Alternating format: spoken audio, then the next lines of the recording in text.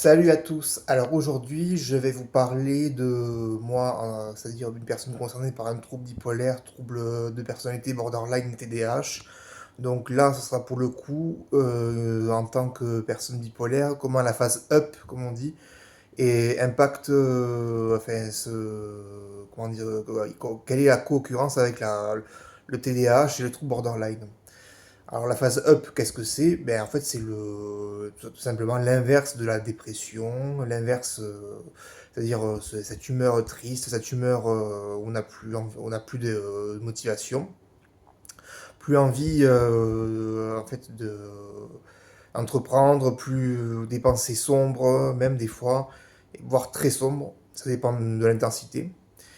D'ailleurs, il y a aussi un laisser-aller au niveau de l'entretien, des fois qui peut aussi être observé. Donc tout cela, on peut, en fait, pour ce qui est de il y a aussi un manque d'activité aussi, il y a une baisse d'activité.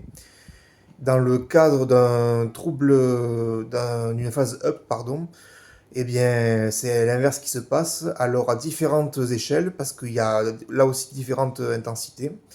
Il y a l'intensité, on va dire, un peu plus basse, on va dire, qui est celle où la personne est un peu plus joyeuse, elle est un peu plus entreprenante.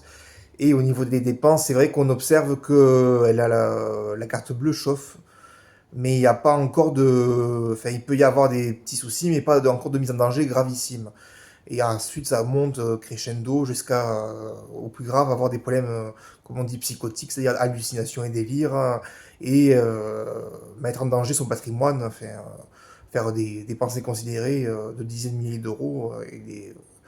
Donc toutes ces pensées, là je vous fais un résumé de la phase haute sur, et puis beaucoup d'activités en même temps, des idées de grandeur. C'est voilà ce qu'est en gros une phase up dans un trouble bipolaire. Alors, la question c'est de savoir comment, après la phase up, se met sur le trouble TDAH et borderline. Alors, sur le TDAH, on observera, enfin, moi j'observe personnellement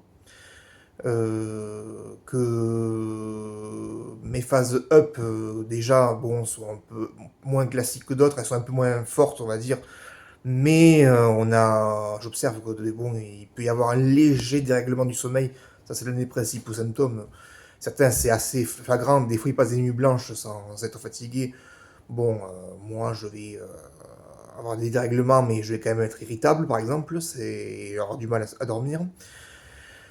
Mais pour ce qui est du TDAH, les symptômes vont être augmentés, donc l'inattention, la difficulté à se concentrer et surtout les problèmes d'impulsivité vont être augmentés. Donc impulsivité et d'inhibition avec la phase up, donc cette envie de faire plein de choses, de se lancer dans des activités parfois un peu casse-cou, pour ne pas dire plus, on va l'observer dans ce cas-là.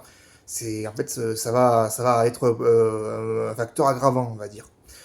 Il y a aussi le trouble de la personnalité borderline qui déjà donne une sensibilité d'humeur aux stimuli négatifs, à la critique, à l'ego, enfin tout ça, qui en fait va être encore plus exacerbé dans ces moments-là. Donc, ce qui fait que ce qui est très dangereux, une fin de phase maniaque qui va amener à une phase bipolaire va être encore plus, risque d'être plus dure et plus forte pour la personne et être plus complexe à soigner.